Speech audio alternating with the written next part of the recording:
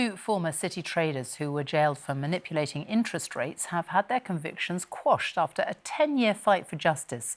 Tom Hayes and Carlo Palombo were found guilty in 2015 and 2019, respectively. The Supreme Court ruled their criminal trials were unsafe because the juries in each case had been given inaccurate and unfair directions. Andy Verity reports. Elation after a 10-year battle for justice.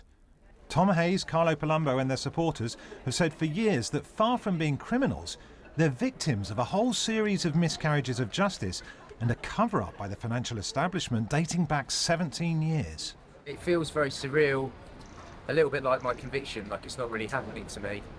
For the 2008 financial crisis and the recession caused by it, no banker was prosecuted. Then in July 2012, when Barclays was fined £290 million for manipulating interest rates, his boss Bob Diamond had to resign and MPs demanded bankers be jailed. Then in August 2015, Tom Hayes became the first trader to be jailed for manipulating rates. That was a cruel and pernicious sentence from a judge who'd made his mind up about me long before he'd even seen the defence case. And it destroyed my family.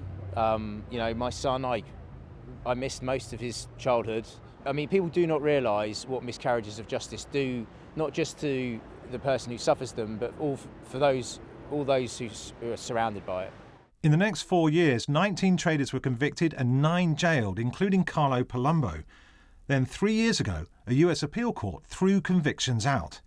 Today, the UK Supreme Court decided trials were unfair and quashed convictions.